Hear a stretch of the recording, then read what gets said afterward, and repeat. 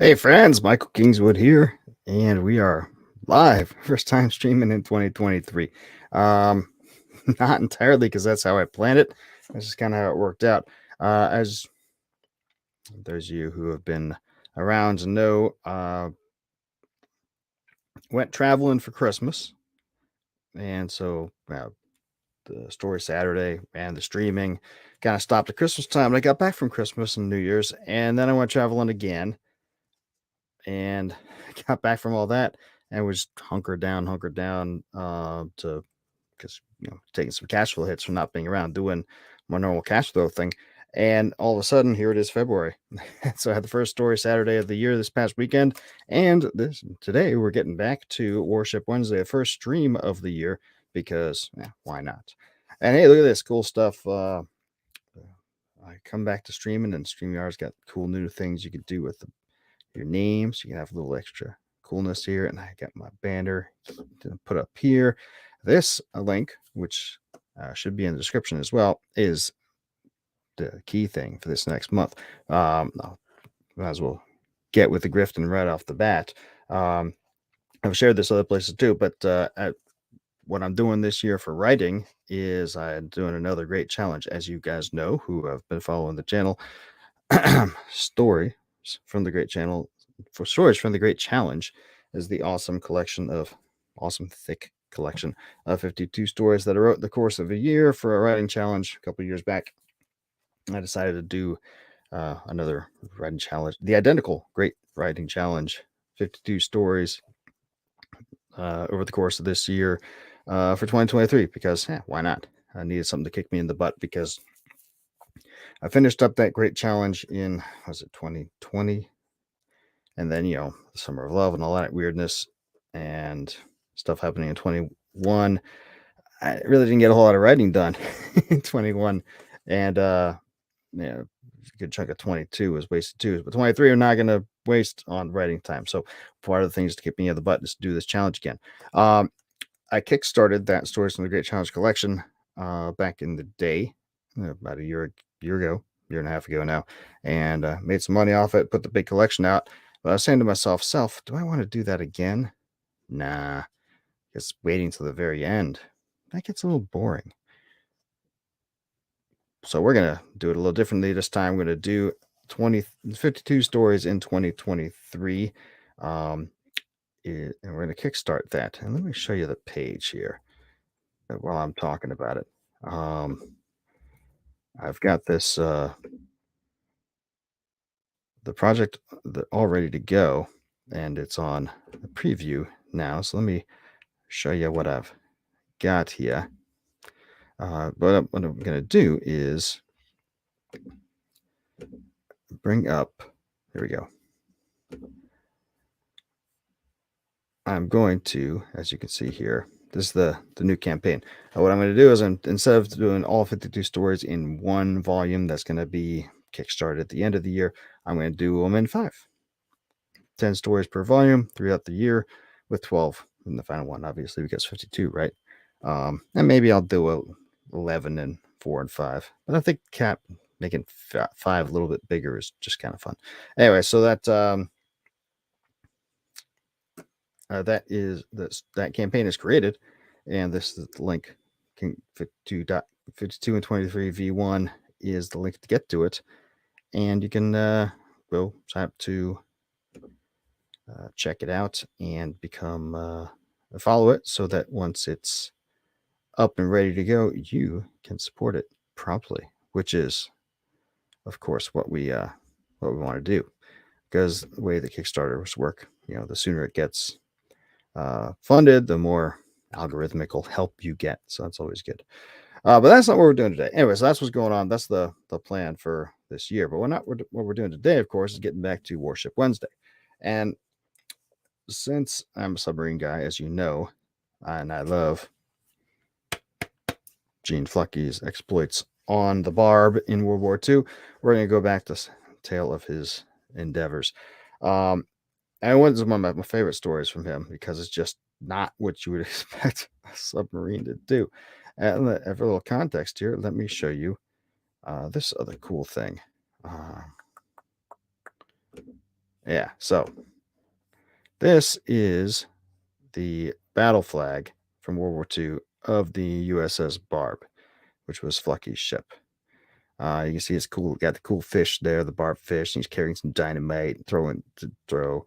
And you see these are all the ships that they sunk. Uh, you get the Rising Sun or merchant the just the Sun or merchant ships. The Rising Sun are, of course, warships, and they took out a Nazi ship. And you can see their awards: Medal of Honor in the center. To the left, Presidential Unit Count Citation. To the right of the Medal of Honor, Navy Cross. Then the Silver Star on the left, Bronze Star on the right. And you can see lots of citations for lots of awards given to the ship. But down at the bottom, in the middle, there's a train, right? And you might say to yourself, hey, self, how in the world does a submarine sink a train? Well, that's what this story is about. This is, again, reading from Thunder Below, Gene Flecky's memoirs of his World War II experience. This takes place during July of 1945 on the BARB's 12th War Patrol, Admiral Flecky's 5th in command. They had sent them up to Hokkaido, up near Hokkaido Island, and in the north, and he was the only submarine up there. They've been raising some havoc, having some good old submarine fun. But we brought with him a whole bunch of rockets that he's going to launch at land from his boat, and he brought some raiding craft. So he wanted to do experiments with sending teams ashore. So they've been doing a lot of rocket attacks up to this point, but they hadn't gotten around to doing the shore thing yet. So this is the story of this awesome expedition that they did. So this is starts on 18th of July, 1945. His time entry is 0425. Yawning the morning away. This is Flecky in his own words. I laid out a chart on the wardroom table to see what mischief we could conjure up. My wandering eyes kept returning to the single train track along and near the western shore of Patience Bay. There's a fair stretch between the two main junctures. Each juncture forked out into 3 tracks going in two principal areas. How could we harass the enemy there? I searched without luck for a bridge. All their officers became enthusiastic, and our thinking caps were on. With no solution to disturb my eternal philosophy, we don't have problems, only solutions. So I called for Swish to start some fresh blood circulating. Swish sat down. He was the chief gunner's mate, and his eyes lighted up like firecrackers the minute explosives were mentioned. After a livening discussion, the problem was narrowed down. Our objective was neither to blow up the track nor blow up the train. Both must be accomplished simultaneously to handicap Japanese war effort and transport for several days or a week or more. Obviously, to do this, scuttling charges had to be placed under the track. The problem was the charge was equipped to be set off by a timer. That was no good. It was impossible to predict a train schedule. We could have replaced the timer with a remote control switch, but who was going to hang around waiting for a train and still be able to return to the BARB? That was too risky. So that's where they left it that morning. A little bit further on in the day, they were thinking about it again. They had raised some havoc with playing cat and mouse and shooting some frigates, and a plane came by. They dove, and around 1800, 6 p.m. to you weird people, they got to talking about the train track again. So Swish had some ideas to talk over. So they all got together in the wardroom with Hatfield, an electrician who had worked for the railroad in West Virginia before he joined the Navy. And he said, Captain, Swish has told me about the problem. I can tell you that I think we need a substitute for that timer. All right, let's have it. Well, I could remove the timer switch, put down the... So I'll just read this. We all know the 55-pound Super Torpex high explosive charge has to be buried under the track to catch both the track and the train. It measures in inches, about 14 by 14 by 16. So we dig a hole and put that between the two ties.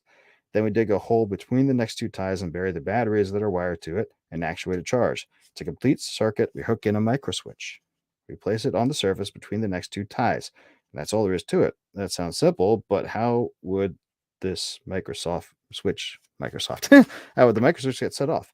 You don't set it off, sir. The train does. How? The rail sags underneath the weight of the engine. So we mount the switch on the two wedges, slip it under the rail. The engine comes along, the rail sags, closes the switch, and she blows.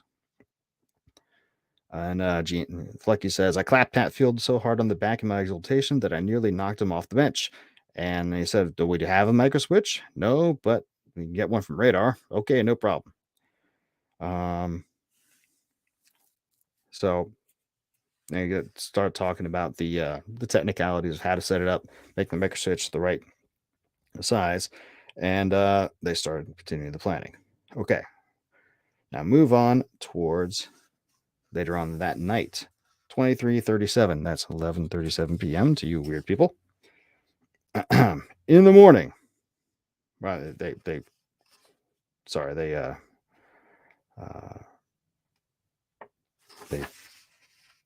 hit the rack. All right, in the morning, the BARB cut across Patience Bay to the western shore. To minimize the risk, we were careful to remain undetected while seeking the best landing spot for the sabotage. Studying the charts, we selected several locations to reconnoiter while submerged. Like he says, I isolated myself in my cabin with drawn curtain and service records to list the men in the landing party, for they might have to land that very night. With everyone eager to go, there had been hints that favoritism had influenced previous selections of the boarding party for the sort of force they had sent ashore before. They had done an assault ashore earlier, which we'll talk about that later. And not different with Warship Wednesday, obviously. This time, no one knew how the party was selected. They needed the strong, the smart, the dependable, as well as a widespread representation from the various ratings on the ship. So Lieutenant Bill Walker, the biggest and strongest officer, would be the lead. Chief of the boat, Saunders, a gunner, would be second in command. And he goes down to decide who the other guys are going to be. Hatfield, the electrician, who came up with the microswitch plan. Auxiliaryman Merrickson, Newland, the cook, and a smart guy. Crack machinist named Richard, and a torpedo man named Klinglesmith. They was all big, strong guys, but his other criterion for them selecting for first, no married men, except for Hatfield, but he was the guy with the plan, so he had to go. Second, they were members from all the departments, and they were half regular, half Naval Reserve, and forced at least half of them have to have been Boy Scouts, where they learned how to handle themselves in medical emergencies and in the woods. Should the group have to flee through the mountains to northern Karafuto to the Siberian port of Sakhalin Island, such qualities would be indispensable. All right, so he called in his second in command. I'll lead the saboteurs. This isn't a combat situation. It's too risky to turn it over to someone else, so I'm sure I could pull it off. And XO says, Captain, I swear I'll send a message to Concept Pack, Commander Submarine Pacific. If you attempt this, it's not in the best interest of the men. And Flecky said, okay, fine.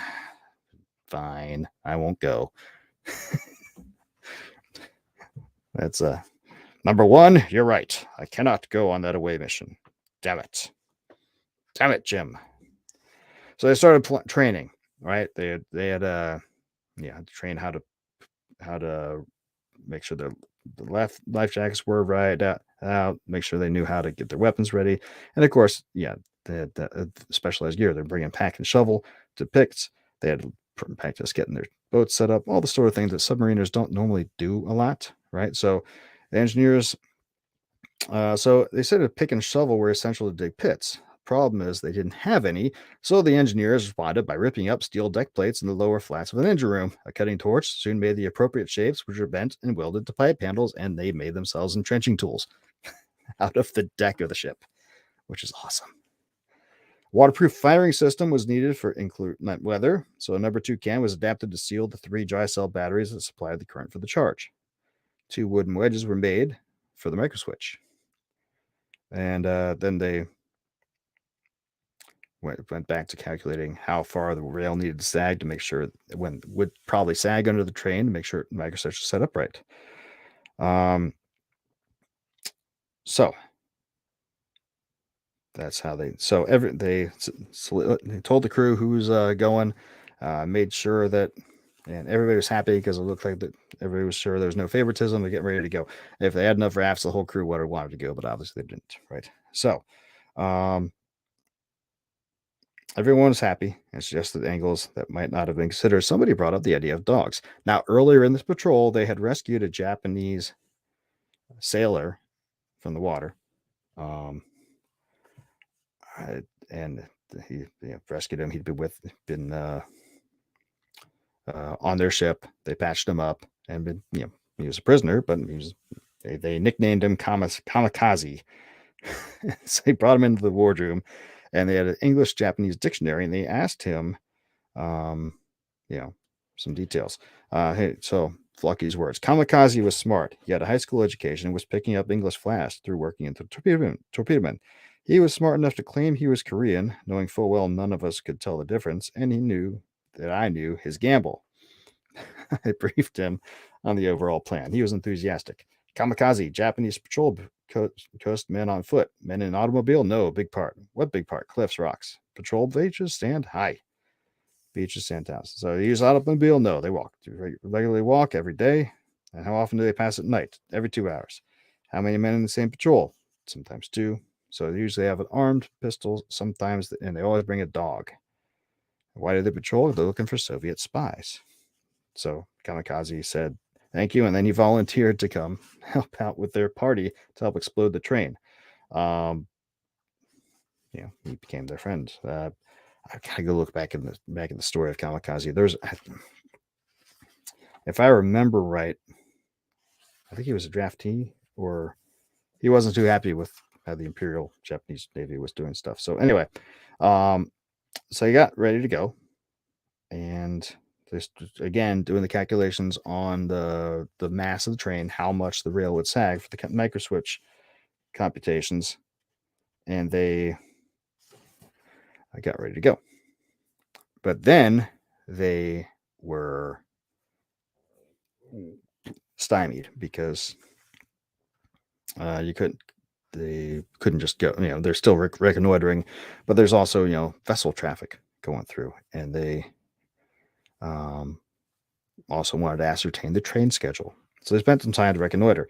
They got close to the as close as they could while being submerged. Mile offshore, 60 feet.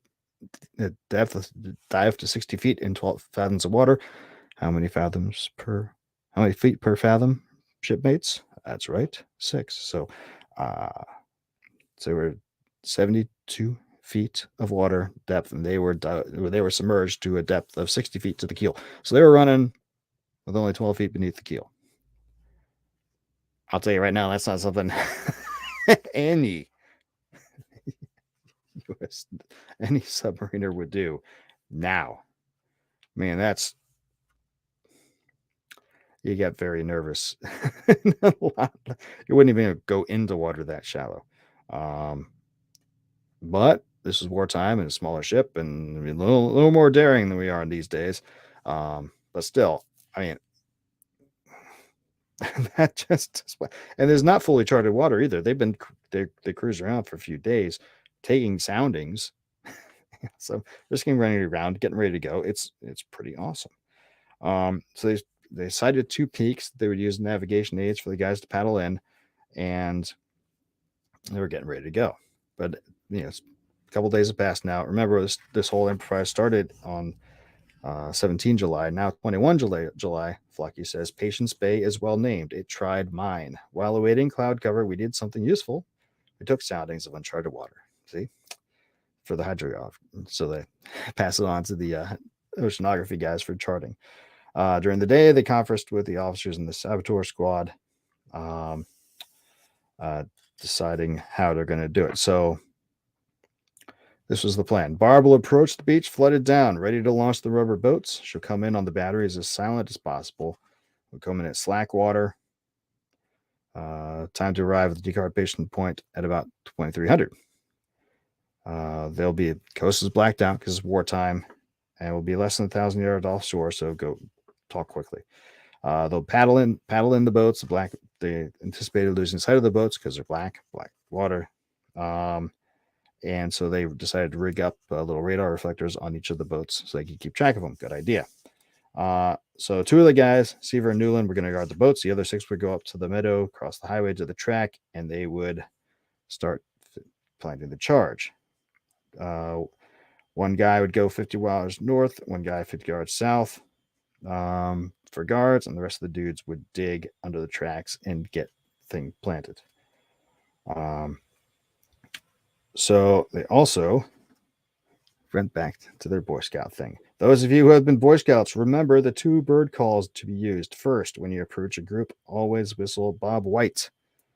This alert signal will save you from being strangled. You should sound a sick quail. If you can't whistle this, I'll have to substitute. Here's talk to one of the guys who didn't. Okay. The other whistle is the signal for assembling. Use the whippoorwill's tileti. Try it. They practice their bird whistles. Getting ready to go. Okay. So, continuing on. That was their plan. Finally, and then another day passed. They still weren't able to go.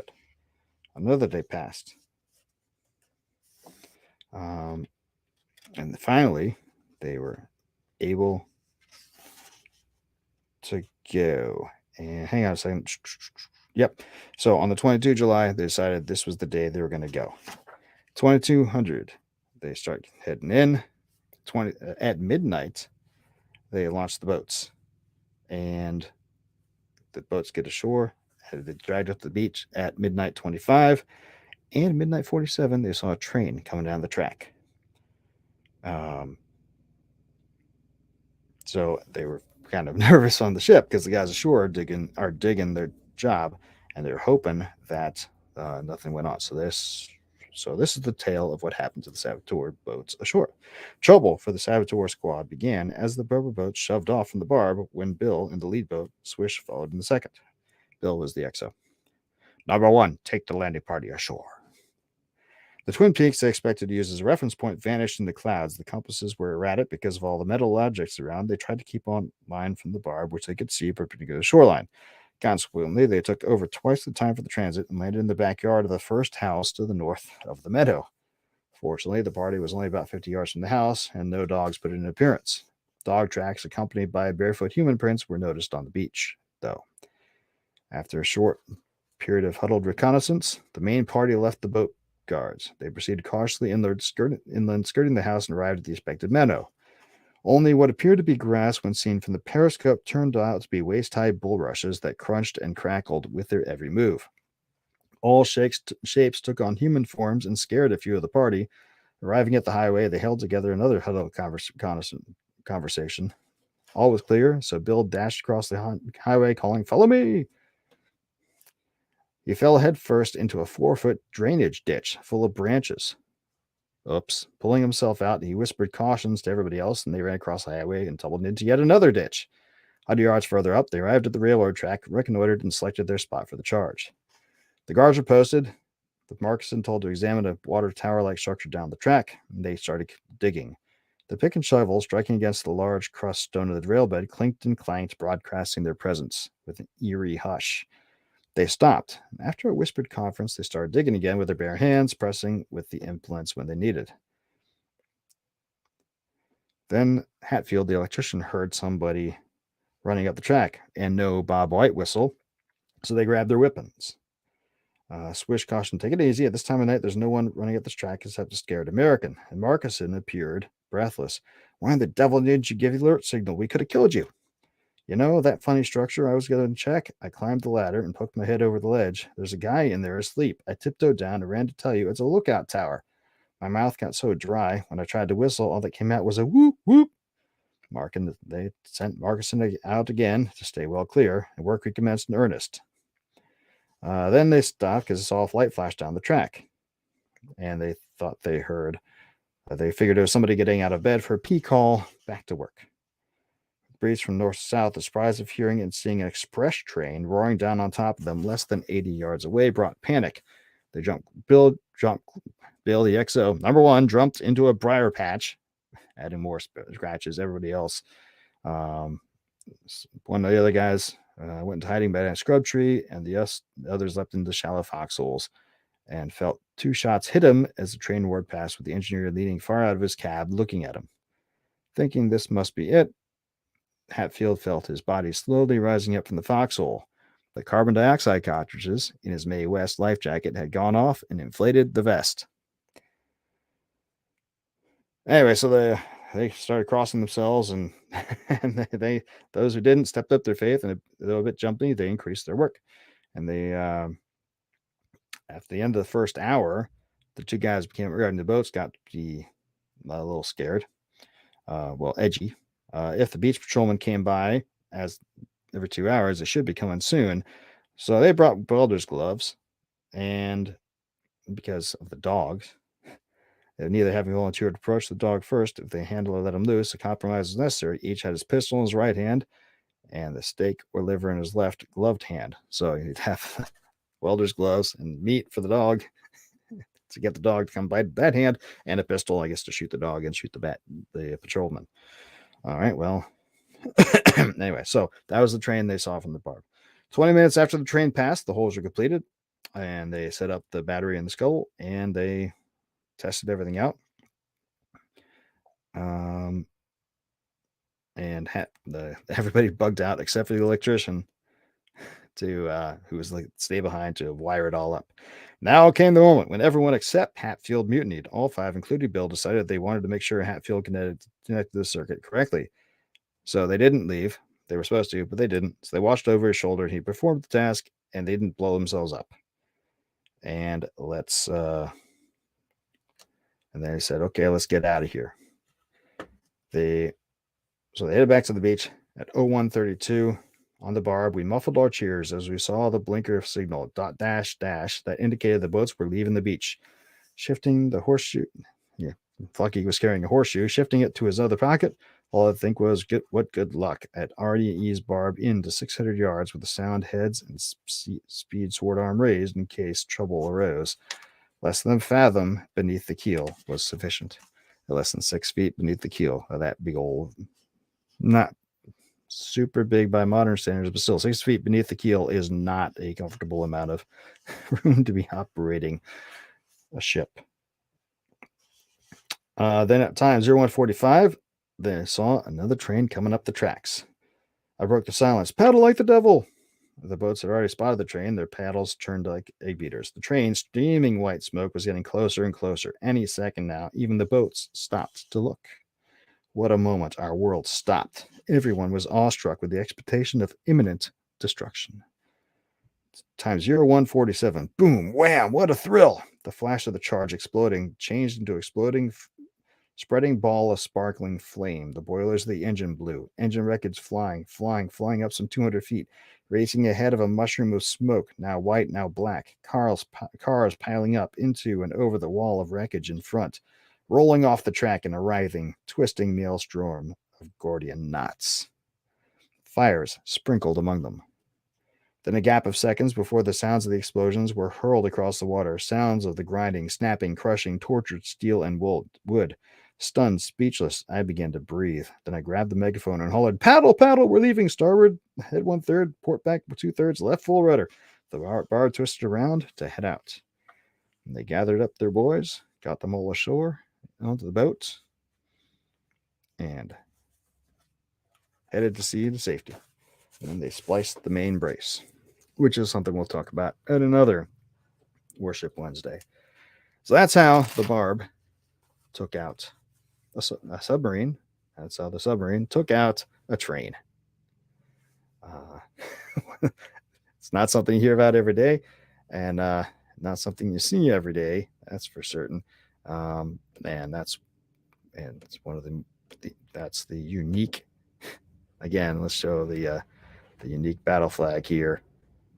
You can see all these cannons and rockets on the bottom of the flag just from the rocket attacks. But that train, no other boat.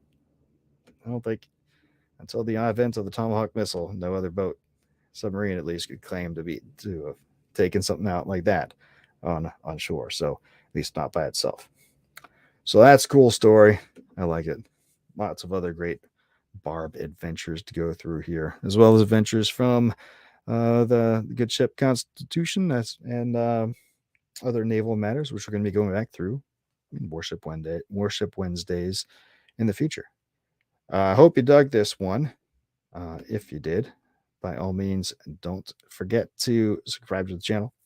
Don't forget to go to that Kickstarter link says michaelkingswood.com/52 and 23 V1. V1 stands for Volume 1. It's the first volume of the new challenge stories.